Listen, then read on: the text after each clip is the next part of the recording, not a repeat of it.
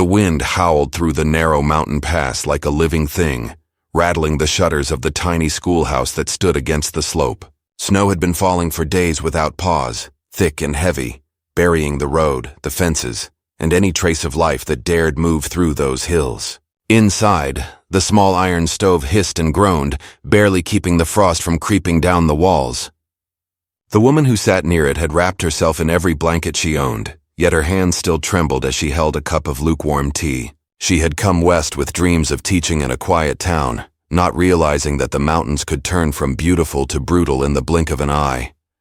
The blizzard had cut her off from everyone. The nearest ranch was miles away, and the townsfolk had already fled before the first storm hit, promising to return when spring thawed the roads. But now it was mid-December, and the snow kept falling thick and silent, erasing the world around her. The schoolhouse bell hung frozen in its frame, its rope buried beneath a drift. The woman's breath fogged the window as she peered out into the white nothingness. Her horse had bolted 2 days ago, frightened by the storm, and she hadn't seen another soul since. Hunger was beginning to gnaw at her stomach, and the firewood was almost gone. She tried to convince herself she could last another night, maybe 2 before help came. But deep down she knew no one was coming. This wasn't a place where strangers wandered by. Folks in the valley called these peaks the Forgotten Mountains, where a man could live out his days unseen if he wanted to. The only one known to linger there year-round was a trapper, a mountain man people whispered about in town. Some said he was half wild. Others claimed he'd turned his back on the world after losing everything. But one thing everyone agreed on was that he survived what no one else could. That night, as the storm grew worse, she thought she heard something outside. A dull thud against the door. Then silence. She froze, her pulse pounding. Wolves, she thought, or maybe snow breaking off the roof. But then came another sound, deeper and heavier like boots sinking through snow. Someone was out there. She rose slowly, clutching the small rifle she kept by the stove. The wind rattled the door again, and then a rough voice, hoarse and half buried under the storm, called out, "Open up, if you want to live till morning." Her heart nearly stopped. She hesitated, torn between fear and hope. The voice came again, louder this time. "I mean no harm, miss, but you ain't got much time." She moved toward the door, her hands shaking, and unlatched it just enough to peer out. Snow whirled through the opening, stinging her face. A towering figure loomed against the storm, wrapped in a fur coat and dusted white from head to toe. His eyes were dark and sharp beneath the brim of his hat, his beard thick with frost. Behind him, a mule shifted restlessly, burdened with supplies. "I saw smoke," he said through chattering teeth. "Didn't think anyone was fool enough to stay up here in this weather." The woman didn't answer. She didn't know whether to step aside or shut the door. "I ain't here to hurt you," he said again. "But that stove won't last another night, and if you stay here alone, neither will you." She opened the door wider, just enough to let him in. He stomped the snow from his boots and shook off his coat, his movements slow and careful, like a man used to being mistrusted. His presence filled the small room, rough and wild like the mountains themselves. "You're the trapper," she said softly, her voice trembling. He nodded once, setting down a bundle of firewood from his pack. "That's what they call me. I've been living up the ridge, watching the weather turn worse by the hour." He crouched beside the stove, feeding it new logs until the flames grew bright again. "You got no business being up here alone." "I'm a teacher," she said quietly. "The town hired me last fall. I thought I could make it through the winter." He gave her a look that wasn't unkind but full of disbelief. "Ain't no one makes it through a mountain winter without knowing how to fight it. You should have left when the snow first hit." She looked away, ashamed. "I had nowhere else to go." He studied her for a long moment, then sighed. "Well, I reckon it's too late for leaving now." They spent the next hour in uneasy silence. He melted snow for water, cooked some dried meat from his pack, and shared it without a word. The warmth slowly returned to her fingers, and the fear began to fade, though something about him made her uneasy. Not danger exactly, but something untamed, the kind of man who had learned to trust the wild more than people. When the wind finally quieted, he turned toward the door. "Storm's letting up some. I'll need to check my traps come morning. But if you stay here, you'll freeze when the wood runs out." She glanced toward the window where the snow piled high. "Then what choice do I have?" He hesitated before answering. "You can come with me." Her heart skipped. "To your cabin?" He nodded. "Ain't fancy, but it's warm, stocked, and safe.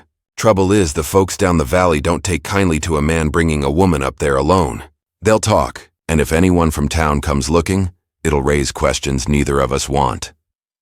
"I don't care what they say," she replied, desperate. "I just need to stay alive."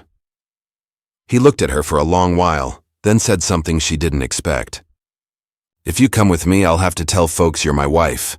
It's the only way it won't cause trouble." She froze. "Your wife?" "Only for the winter," he said quickly. "Just until the thaw.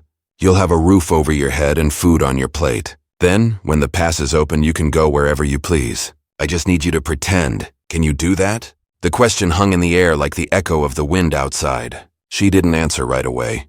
Her heart pounded as she studied him, the broad shoulders, the rough hands, the eyes that seemed both tired and kind. She could tell he meant what he said, but there was something deeper behind his words, something he wasn't telling her. "Why?" she finally whispered. "Why would you do that for me?" He looked toward the fire, his jaw tightening. "Because I've lost enough already, and I ain't about to let another person die up here." For a moment, neither of them spoke. The fire popped, sending sparks against the stove door. Outside, the wind began to howl again, louder than before. He stood and moved toward the window, peering out into the darkness. "Storm's picking up again. We'll have to leave before daylight if we're going to make it to my place alive." She swallowed hard. "If I say yes, will you keep me safe?" He turned back to her, his face lit by the glow of the fire. "You have my word." The clock on the wall ticked softly between them. She looked around the room, the frozen panes, the empty shelves, the worn-out stove, and realized this was no longer a place she could survive in. She drew in a slow breath, then nodded. "All right," she said quietly. "For the winter." A faint smile touched his face, though it didn't reach his eyes. "Then get your things ready, ma'am. The mountain don't wait for no one." Outside, the snow fell harder, wrapping the cabin in silence. Somewhere beyond the ridge, a wolf howled into the night. And as she packed her few belongings, she couldn't shake the feeling that this decision would change everything, that the man who had just saved her life was hiding a truth far more dangerous than the storm itself.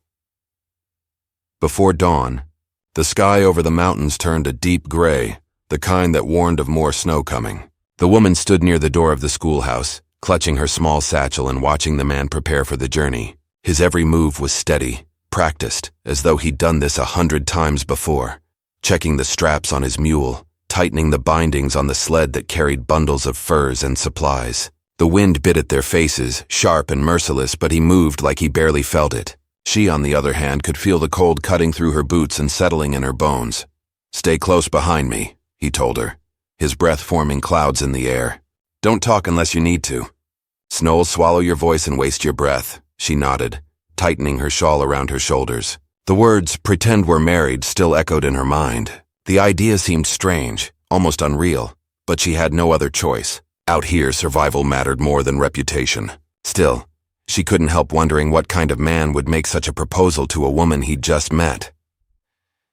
They began the trek through the deep snow. Each step was slow and heavy, their boots sinking almost to the knee. The world was white and silent except for the crunch of their footsteps and the wind whispering through the pines. He led the way, clearing a path with deliberate precision, his rifle slung over his shoulder. Now and then, he would glance back to make sure she was still close. The mountains around them were breathtaking, even in the storm's grip. Jagged peaks rose like frozen waves, their tops lost in clouds. Icicles hung from the branches, glittering faintly in the dim light. Somewhere in the distance, a creek murmured under a crust of ice. She might have admired the beauty if fear wasn't pressing so hard against her chest. Every sound, every snap of a branch or shift of snow, made her heart race. After an hour of walking, her legs burned and her lips turned numb. He noticed her slowing and stopped beside a fallen tree. "We'll rest here," he said, brushing snow from a log. He handed her a canteen of melted snow and a strip of dried meat. "Eat. You'll need strength for the climb." She took it with shaking hands. "How far is it?" He stared into the distance. "Another 2 hours, maybe 3. My place is up the ridge. Wind won't reach us there." She managed a small nod, though the thought of walking that much longer nearly broke her. Still, his calmness gave her courage. There was something steady in his voice, like a man who'd weathered more than just storms. As they resumed the journey, she began to notice the details of him she'd missed before. The way his shoulders curved slightly under the weight of his pack, the roughness of his hands, the quiet focus in his eyes. He didn't talk much, but when he did, his words carried an honesty that felt rare. He spoke to the mountains like they were old companions, not enemies. By midday, the sky darkened again and snow began to fall in thick sheets. He stopped near a frozen creek, scanning the ridge above. "Keep your eyes down," he warned. Snow might break from the ledges. She obeyed, clutching the mule's rope and moving when he moved. The slope grew steeper, the wind harsher. She stumbled once, her foot catching in a drift, and before she could fall, his hand shot out, gripping her arm firmly. "Careful," he said, his voice low but steady. The mountain don't forgive mistakes. Their eyes met for a moment. There was no judgment in his gaze, only quiet concern. It was the first time she truly saw the man behind the rough exterior, a soul who had learned to live by instinct and endurance. When they finally reached the ridge, the snow eased, revealing a narrow clearing surrounded by tall pines. Smoke curled faintly from a chimney built into the side of a rock wall. The cabin stood there, half hidden by snow, solid and weathered, as though it had grown from the mountain itself. Relief washed through her. Inside, the warmth hit her like a wave. The cabin was small but well built, thick logs, heavy beams, and a stone fireplace that glowed with steady flames. Furs hung from the walls, and shelves lined with jars and tools filled the corners. It wasn't the home of a careless man. Every item had purpose. He helped her out of her coat, setting it near the fire to dry. "You'll sleep there," he said, nodding toward a small bed made of pine branches and blankets. "Ain't much, but it's clean. I'll stay by the fire. You don't have to give up your bed," she said softly. He gave a small shake of his head. "I've slept on colder ground than this." She sat near the fire, watching him unpack his supplies. The scent of pine and wood smoke filled the air. For the first time in days, she felt a trace of safety, but not peace. There was something unspoken between them, a tension that neither dared touch. Later that night, as the storm raged again outside, she asked, "Why do you live up here all alone?" He paused mid-motion, setting a pot of stew over the fire. Some things a man can't leave behind unless he's got distance between him and the rest of the world. She waited for more, but he didn't continue. The way his jaw tightened told her not to press further. Instead, she changed the subject. "Did you grow up here?" He shook his head. "No, came from the plains years ago. Had a small place near the valley, but folks move on and I stayed. Easier to trust the mountains than people." She studied his face, the hard lines softened by firelight. "Do you ever get lonely?" He gave a faint smile, one that didn't quite reach his eyes. "You learn not to. Loneliness don't kill you unless you start feeling it." That night she lay awake, listening to the wind outside. The fire crackled softly, and his silhouette sat motionless beside it, sharpening a knife. His quiet presence was both reassuring and unsettling. She wondered what loss had driven him here, what ghosts haunted his silence. Morning came gray and cold. He was already outside cutting wood when she woke. She watched him through the window, his figure framed by drifting snow. He moved with strength and precision, like a man who'd found rhythm in hardship. He came back inside later, brushing snow from his shoulders. "We'll need to check the traps today. You can stay here, but the firewood won't last long. You'll need to help me carry some back." "I'll help," she said quickly. The thought of being left alone frightened her more than the cold. They spent the day moving through the forest, gathering logs and checking traps. The woods were eerily quiet, save for the groan of trees and the occasional rustle of an animal. The air smelled of pine and frost. He showed her how to watch for signs of game, how to listen for danger in the silence. At one point, they came across a torn trap, blood staining the snow. She gasped, stepping back. "Bear," he said simply. "Big one. Been roaming close these days. Will it come near the cabin?" "Not if I can help it," he said, his voice low. "But we keep the fire burning high at night just in case." By evening, they returned to the cabin, their arms full of wood.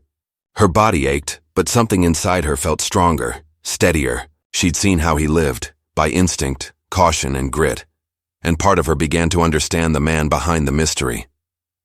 After supper, he sat quietly by the fire, cleaning his rifle. The flames danced across his face, revealing the scars that traced his cheek. She hesitated before asking, "Who did you lose?" He didn't answer right away. The room felt heavier, the fire quieter. When he finally spoke, his voice was rough. "My wife, long time ago." Her breath caught. "I'm sorry." He nodded once, still staring into the flames. "She died up here. Winter caught us off guard that year. I made it out. She didn't." The silence that followed was thick, filled with memories neither could touch. It explained the pain in his eyes, the solitude he clung to, the reason he had asked her to pretend to be his wife. Maybe in his mind, he wasn't just saving her. Maybe he was trying to atone for the one he couldn't save. That night, the fire flickered low as the storm outside deepened. She lay awake again, listening to the wind clawing at the windows. Somewhere in the distance, that same haunting howl of a wolf echoed through the valley. She turned toward the man sleeping near the fire, his rifle beside him, and wondered if she had stepped into his life by chance or by something far greater. And as snow fell thicker against the cabin walls, she couldn't shake the uneasy feeling that the mountain still had secrets, and that surviving the winter might come with a cost neither of them had yet imagined. Snow kept the world quiet for a week, and in that hush the strange promise between the mountain man and the teacher began to feel like a thin bridge over a deep canyon. They settled into a rhythm that looked like peace if you did not look too close. He rose at first light and stoked the fire, then hauled in wood and checked a line of traps that ran like a secret path along the ridge. She swept the hearth, mended a torn mitten, and kept stew simmering while the wind pressed its face to the window. When he brought back a rabbit or a brace of ptarmigan, she pretended not to see the way his hands shook for a breath, the way his eyes searched the timberline before he shut the door. The winter had the valley by the throat, and the cabin was a small warm island. But islands can be lonely, and warm rooms carry long shadows. One morning he spread a faded map on the table and smoothed it with a scarred hand.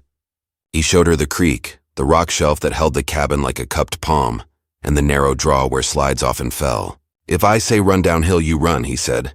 "If I say lie flat, you do it." She nodded, trying to memorize the lines and not the worry in his voice.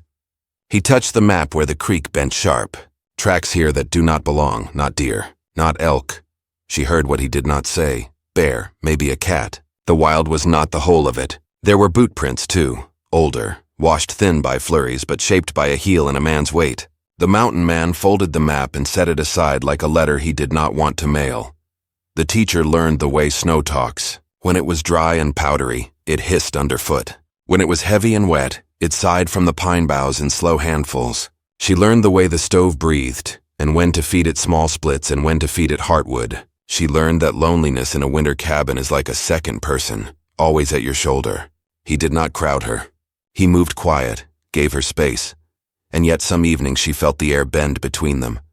Not with romance exactly, but with the weight of two lives pressed into one room by cold. He taught her to set a snare and read a trail. She taught him to read the fine print on an old primer she had carried from the schoolhouse when the storm closed in. The words were small and certain, and the sound of them steadied the room. On the fourth night after the talk about the map, 3 things happened that braided the days into a knot. First, a pair of coyotes came close and yipped at the woodpile, bold with hunger. Second, a single shot echoed from down in the draw where no hunter had any business in such weather. Third, just before dawn, a figure eased through the trees and watched the cabin until the chimney smoke turned from blue to gray. The mountain man saw the silhouette from his snow blind and did not raise his rifle. He only watched the watcher and waited until the trees swallowed him again. He came back to the cabin with frost in his beard and said they would keep the shutters latched whether the day looked friendly or not. By noon, a thin sun pressed through the clouds, and he took her to the creek to set lines. The ice had a skin of white and a heart of glass. He chopped a hole and showed her the way light moves underwater when it is winter. She laughed, a small sound that surprised both of them. On the way back, they found a strip of cloth snagged on a low branch, dark with old pitch. He held it up. "Canvas from a coat," he said. "Not mine." She touched it and felt grit. Who else would come up here now? He kept his eyes on the ridge. Some men hunt more than animals. The words were steady, but they struck the air like iron. That night she could not sleep. She lay in the pine bed with the quilt to her chin and watched the firelight rustle along the rafters. The wind carried a smell that did not belong to wood smoke or stew. Tallow.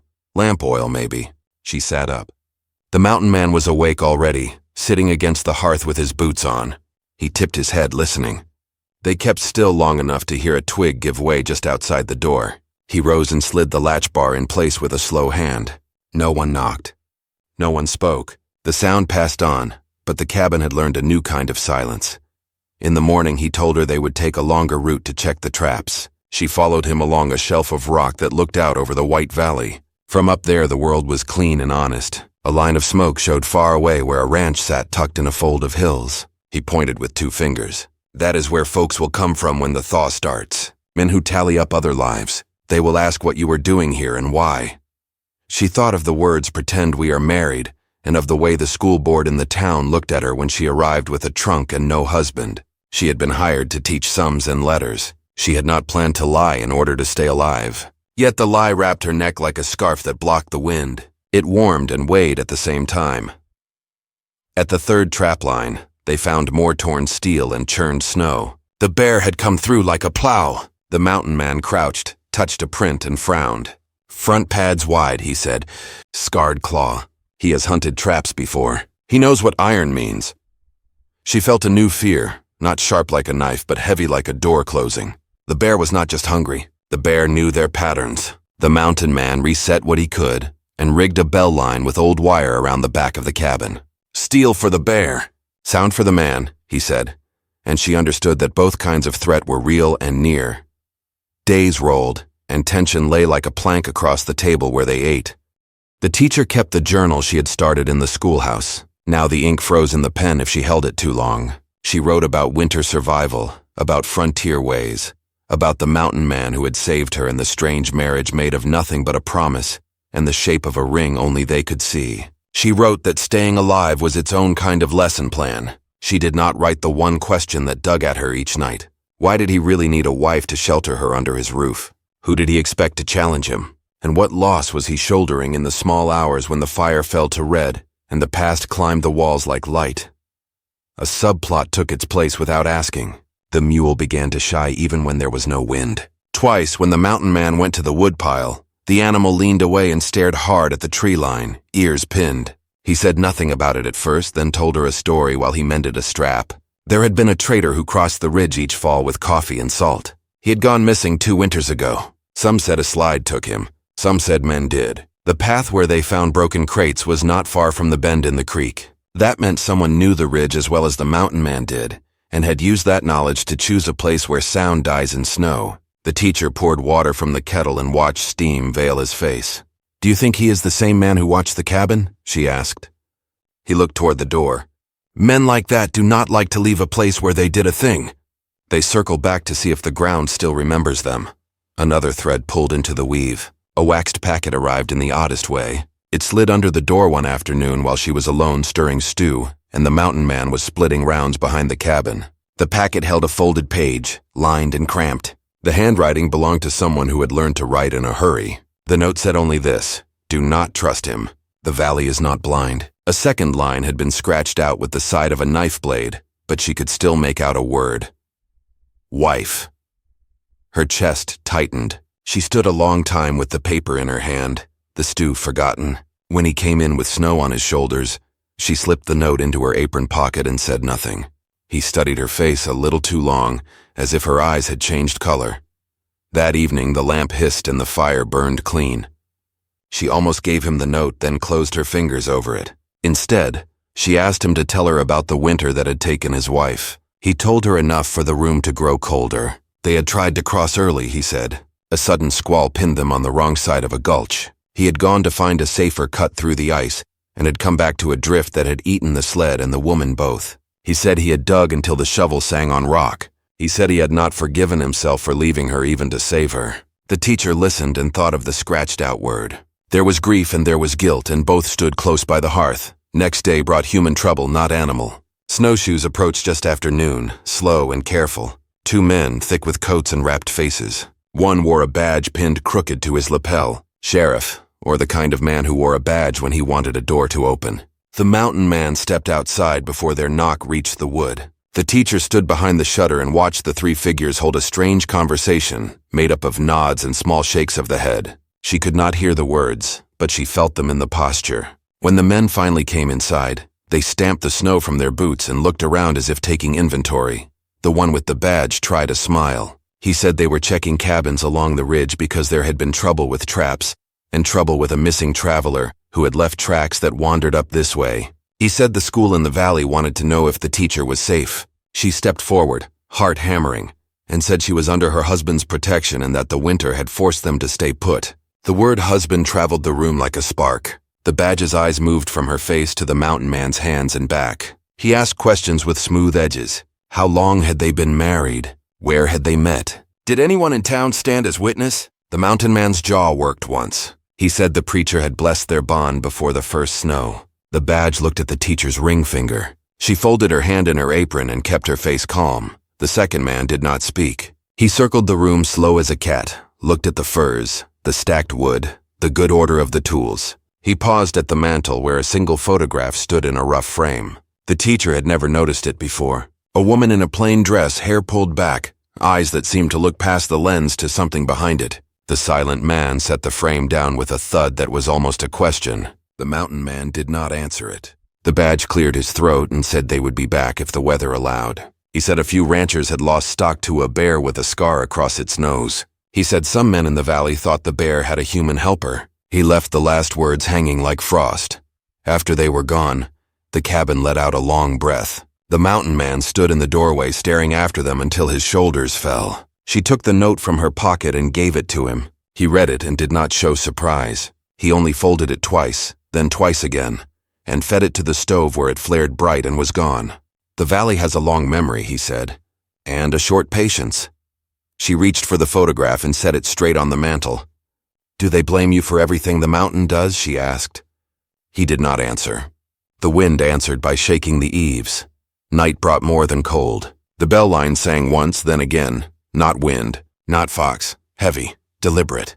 He moved to the door and lifted the latch. She stood with the rifle, hands steady because there was no other choice. The door swung open and air like a knife cut into the room. Outside, the snow looked smooth at first. Then she saw the depressions. Not paws, boots, a line of them. And beyond the last print, down by the split rail they'd unearthed, the snow had a darker shade. Oil or blood or lamp tar, a mark left to be found. The mule shuddered in the lean-to, and the bell trembled a third time with a sound that felt like a word. He closed the door and set the bar. They want us uneasy, he said. They want us to step out into their story. She looked at the map and the photograph and the rifle, and felt the cabin gather itself around them like a shield that could also be a trap. What story is that? She asked. He stared into the coals. The one where winter ends and men come to count the living and the dead. The wind rose and threw handfuls of snow against the glass. Somewhere far off, a bear broke brush. Somewhere closer, a man cleared his throat in the trees. The teacher stood very still and listened to the mountain hold its breath, knowing that before dawn either truth or trouble would find their door first. The snowstorm that came that night was the worst the mountains had seen all winter.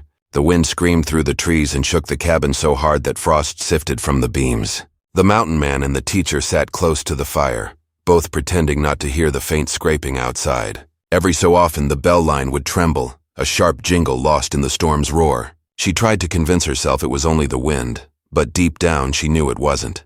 Someone, or something, was out there, circling. He checked the rifle again, wiping frost from the barrel. His face was calm, but the muscles in his jaw kept tightening. They're testing us, he said quietly. They want to see if we scare easy. Who are they? She whispered. He didn't look at her. Men who think the ridge belongs to them. Hunters, thieves, maybe worse. Been trailing me since before the snow came. Why? She asked, her voice barely a breath. He hesitated. Because of what I took from them. Her stomach tightened. What did you take?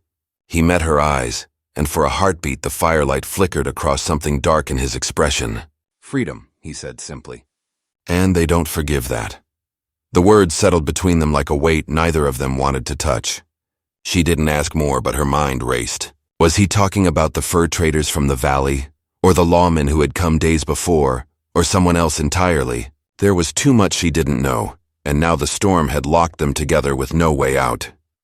Hours passed. The wind never stopped. At one point the bell line clanged hard and they both froze. He motioned for her to stay by the hearth and crept to the window. Frost glazed the glass, but he scraped it with the back of his knife and peered out. Tracks, he murmured. Fresh. Bear? She asked. He shook his head slowly.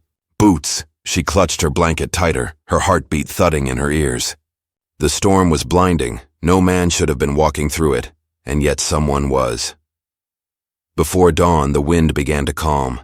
The silence that followed was worse. It was too quiet, like the mountain was holding its breath. He moved toward the door, rifle ready, and lifted the latch. The door creaked open, snow drifting in. He stepped outside, his figure fading into the pale blue morning. She waited, counting her own heartbeats, each one slower than the last. When he finally returned, his beard was white with frost. "They left something," he said, setting a small bundle on the table. It was a piece of torn canvas tied with sinew. Inside was a strip of dried meat, half-burnt, and a single spent cartridge. "What does it mean?" she asked, her voice trembling. "It means they're watching. And next time, they won't leave a warning." From that day on, the air around the cabin changed. The teacher began to see shadows that vanished when she turned her head. She'd step outside for snow or wood and feel eyes on her from the trees. He stopped sleeping more than an hour at a time, keeping the rifle loaded and the fire burning high. Then came the bear. It happened 3 nights later. A low growl woke her from sleep, a deep rolling sound that shook the cabin floor. The mule brayed in terror. She grabbed the lantern and saw his shadow by the door, rifle raised. The growl came again, closer now, followed by the crunch of heavy paws. The window frame shuddered. A massive shape moved against the frost just beyond the firelight. "Stay back," he ordered. The bear slammed into the door. Wood splintered. The teacher screamed and stumbled toward the hearth. He fired once through the planks, the crack of the gun swallowed by the storm outside.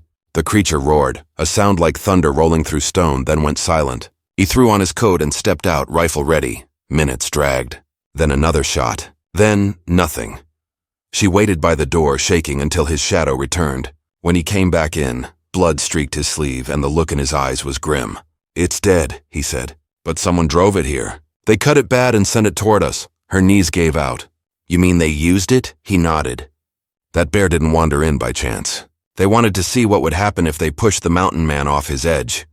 He cleaned his arm in silence, wrapping the wound in a strip of cloth. The teacher watched him, realizing this was not the first time he'd been hunted, and maybe not the first time he'd fought back. The next morning, they buried what was left of the animal behind the ridge. The air was cold and clear, the kind of cold that made every sound ring sharp. When they returned, smoke rose from beyond the trees, thin, controlled, too close to be accident.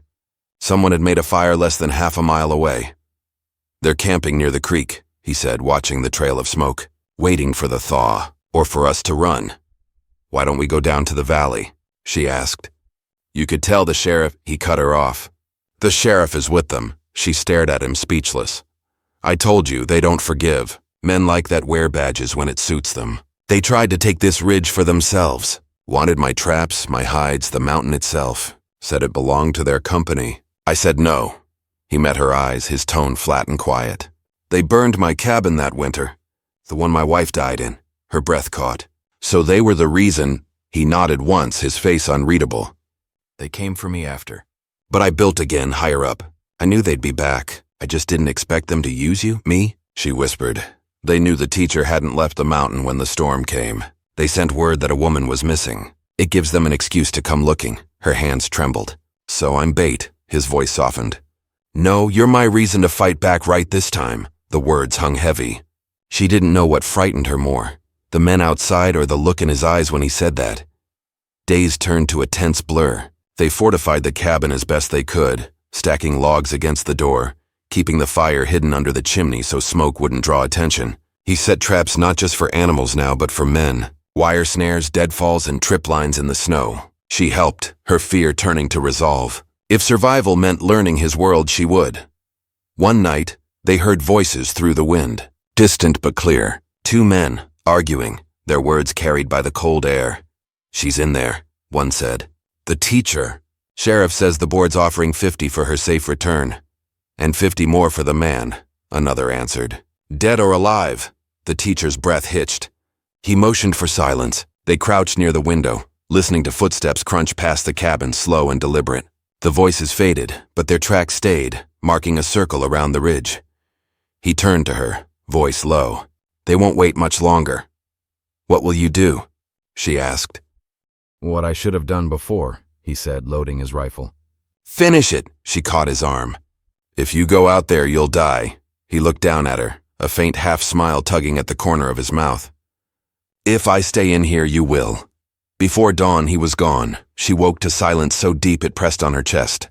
The rifle was missing. The door cracked open and snow had drifted across the floor. She called his name, but only the echo of wind answered. She threw on her coat and stepped outside. Tracks led down the ridge toward the creek. 2 sets, one his, one larger and heavier. She followed, heart pounding. The forest below was gray with fog, the kind that swallows sound. She moved carefully, clutching the lantern. Then she saw it, blood on the snow. Not much, just a trail leading toward the pines. Her voice broke the stillness. "Please answer me!" A sound came back, not words, but a sharp crack of gunfire. Then another. Birds scattered from the trees. She ran. Branches clawed at her coat as she stumbled through the drifts. The trail curved through the trees and ended in a clearing where the frozen creek ran black under the ice. There she saw him, kneeling behind a fallen log, firing across the water. Smoke rose from his rifle. On the far bank, 2 men crouched behind a stump, their figures dark against the snow. He turned when he saw her. "Get back to the cabin!" But it was too late. A bullet struck the tree beside her, splintering bark. She dropped to her knees, covering her head. He fired again, shouting something she couldn't hear. The men retreated into the fog, leaving only the echo of their boots. When it was over, he limped toward her, his shoulder bleeding through his coat. She reached for him, tears blurring her vision. "They'll come again," he said quietly. "With more men next time," she shook her head. "We have to leave." He looked toward the mountains, snow swirling in the air. "There's nowhere left to run. The valley's theirs. The ridge is mine. And me?" she whispered. He met her eyes, his voice raw. "You're the only thing I have left that's worth protecting." The storm began again that night, thick and relentless, as if the mountain itself wanted to bury everything it had witnessed. Inside the cabin, the fire burned low, and outside, the bell line trembled once more. The teacher pressed her hand to the cold window pane, staring into the dark where men and beasts both waited, knowing the final reckoning was near, but not knowing who would survive it when dawn came. Morning came without light. The storm had buried the world in white, covering every trace of the battle near the creek. The teacher woke to the faint crackle of the dying fire and the soft rasp of the mountain man breathing in the chair beside it. His coat was bloodstained, his shoulder bound with torn cloth, but he was alive. She stirred the coals and added wood, careful not to wake him, though every small sound made her heart jump. When the flames grew, she saw his face, tired, drawn, but calm in a way that only a man who had accepted his fate could be. He opened his eyes after a while, blinking through the haze of smoke. "You didn't leave," he said softly. She shook her head. "I told you I wouldn't." He gave a faint smile, one corner of his mouth lifting just enough to show he'd heard the warmth in her voice. "I heard the shots last night in my sleep. Thought maybe it was the storm remembering." "It wasn't," she said, sitting across from him. "They're still out there, aren't they?" He nodded slowly. "Maybe, but storms change things. Men lose tracks when the snow fills their prints." The hours passed quietly. She cleaned his wound, changed the bandage, and made broth from what little food they had left. The mule brayed once outside, restless from the cold, and she stepped out to calm it. The snow had stopped, leaving the forest silent. The world looked almost peaceful, like the mountain had forgiven everything that had happened. But deep inside, she knew this peace was only borrowed time. When she returned, he was standing near the window, rifle in hand. "You should go," he said suddenly. "When the road clears, you can make it down to the valley in 2 days." She froze. "You want me to leave?" "I want you to live," he said. "They'll come again, and I can't keep fighting forever. But they won't follow a schoolteacher once spring starts. They'll go where the money leads them." She shook her head, tears stinging her eyes. "You saved my life twice. I'm not leaving you here to die." He turned toward her, the firelight carving lines across his face. "This is my home. Always has been. You don't understand what it takes to live with the mountain. It doesn't share its ground with many. You belong down there where people can see you, where your words can matter again." "My words don't matter if I can't tell the truth," she said firmly. "And the truth is, you don't deserve to die alone." The silence between them was heavy. The wind outside sighed through the cracks, whispering against the walls. He finally looked away, setting the rifle aside. "You sound like her," he said quietly. She blinked. "Your wife?" He nodded. "She said that once before the last storm took her. Told me she wouldn't leave me to die up here. And she didn't. The mountain took her before it took me." The teacher stepped closer, her voice soft. "Then maybe it's time the mountain forgives you too." He looked at her for a long moment as if trying to find something he'd lost long ago.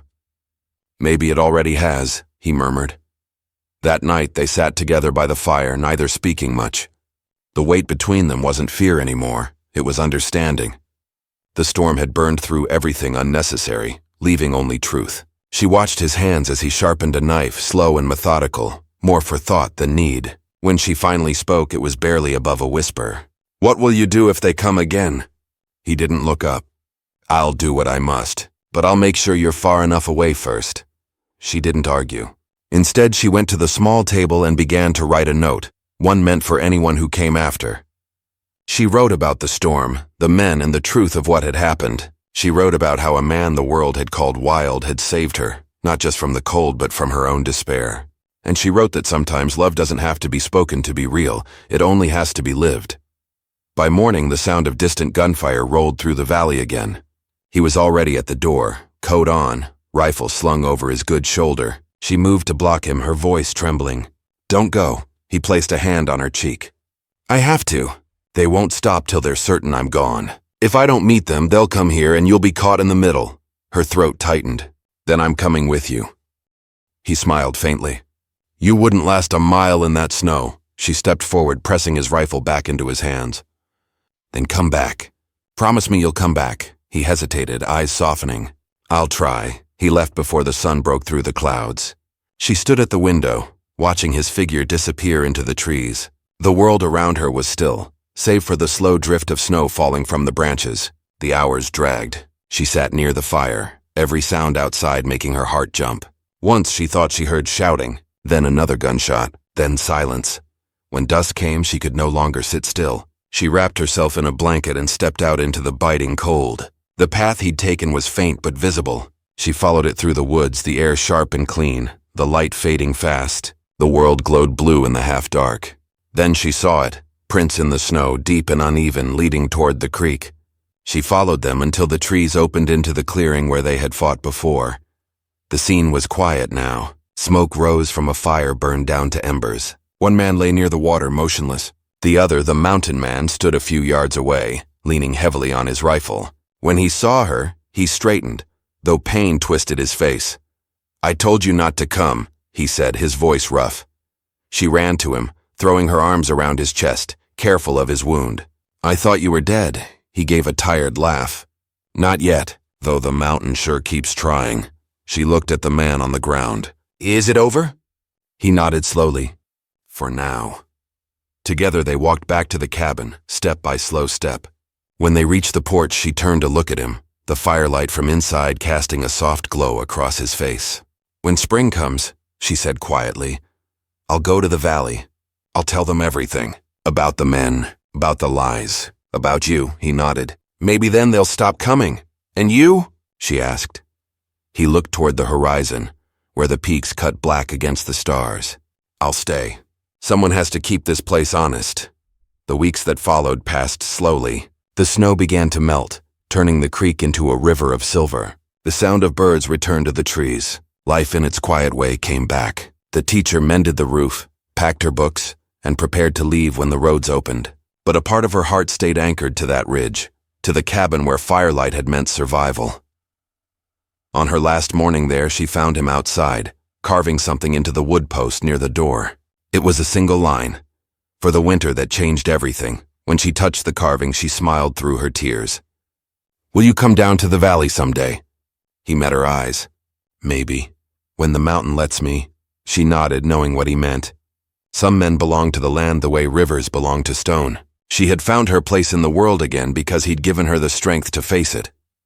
As she walked down the slope that spring morning, she turned once more to look back. The cabin stood small but steady against the endless white peaks, smoke curling from its chimney. Somewhere inside, a man who had once been broken was tending a fire, and somewhere in her chest, the warmth of that fire stayed alive.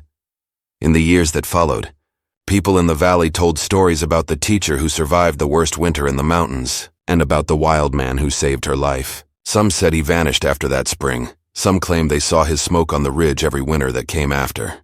She never corrected them. She only smiled and said, "The mountain keeps its secrets."